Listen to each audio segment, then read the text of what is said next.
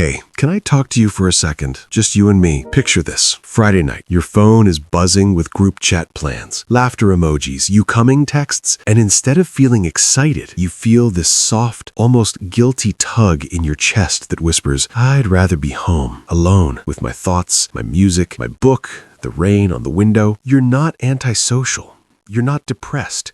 You're not broken.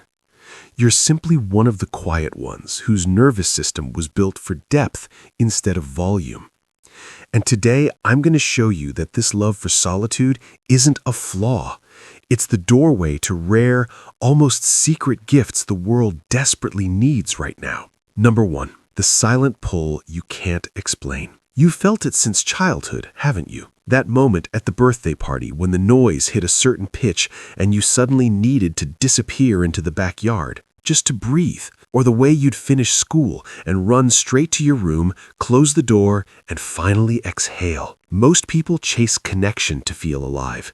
You chase solitude to feel like yourself again. Here's what nobody tells the quiet kids. That pull isn't laziness or shyness.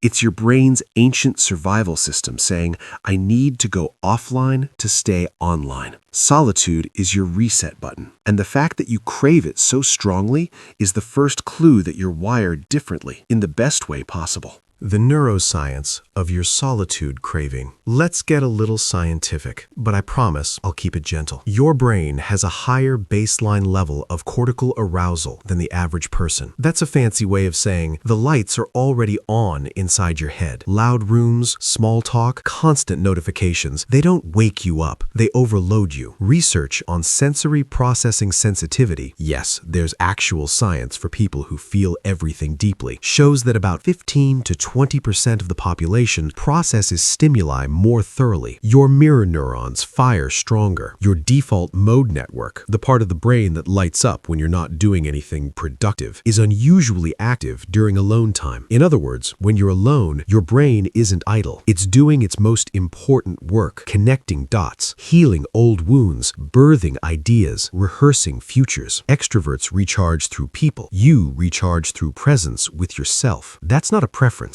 That's biology. What solitude looks like in real life. Let me paint a few scenes so you can see yourself clearly. It's 9 p.m. Your friends are heading to the bar. You smile, say you're tired, then walk home under streetlights feeling secretly thrilled. The moment your key turns in the lock, the whole day melts off your shoulders. You make tea, put on lo-fi, open your journal, and suddenly 3 hours disappear while you write, sketch, think, feel. Or maybe it's Sunday morning. Everyone else is brunching. You're on your couch in pajamas, sunlight striping the floor, reading the same paragraph over and over because each sentence feels like it was written just for you. No guilt, no FOMO, just pure, quiet aliveness. These aren't boring moments, they're sacred. They're the times when your rare gifts quietly wake up, the hidden superpowers you're carrying. Here's where it gets beautiful. Deep creativity. History's quiet geniuses, Einstein, Kafka, Virginia Woolf, Tesla, all protected their solitude like treasure. Why? Because original thought needs space to breathe. Your brain, when left alone, doesn't scroll. It spirals into wonder, razor-sharp intuition. You notice what others miss, the micro-expression, the shift in energy, the story behind the story. Solitude has trained you to listen to the quietest voice in the room, your own. Emotional self-sufficiency. You don't need constant validation to know your worth. That's rare. That's powerful.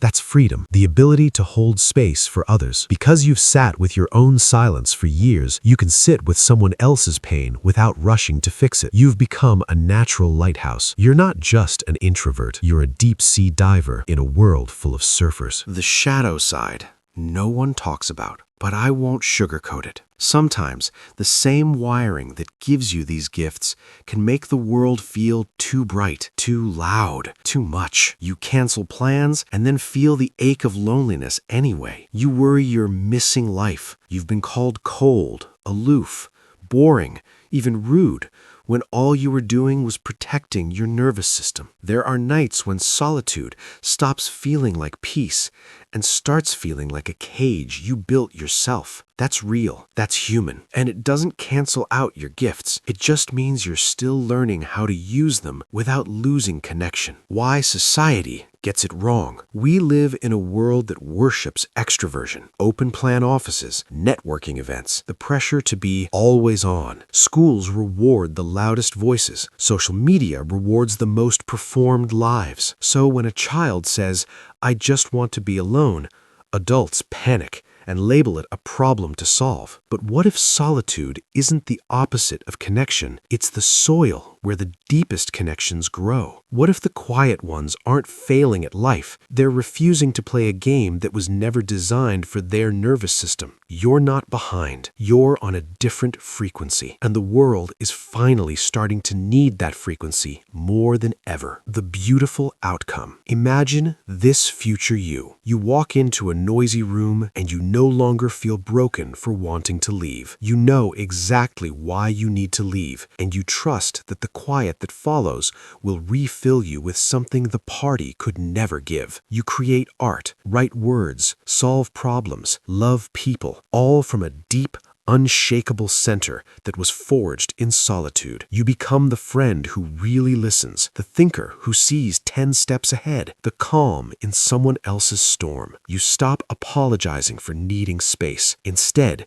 you protect it like the sacred resource it is. And in doing so, you give the world something rare, a person who is fully, quietly, powerfully themselves. The lighthouse you didn't know you were. So the next time you choose the empty couch over the crowded room, don't call it hiding, call it returning to your power source. You were never meant to burn bright in every room. You were meant to burn steady, a quiet, constant light that others can steer by when their own storms hit. You love solitude because your soul needs room to stretch. And when you finally give it that room, something ancient and beautiful wakes up inside you. You're not missing out on life. You're becoming the kind of person life needs more of. So tell me in the comments, what's the moment when solitude feels most like coming home to you? I read every single one. If this resonated,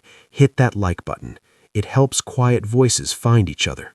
Subscribe and ring the bell so we can keep uncovering the hidden gifts society tried to shame out of us. Protect your peace, trust your depth, and remember, the world is loud, but you were never meant to match its volume. You were meant to carry the quiet that changes everything. I'll see you in the next one. Take care of that beautiful, rare heart of yours.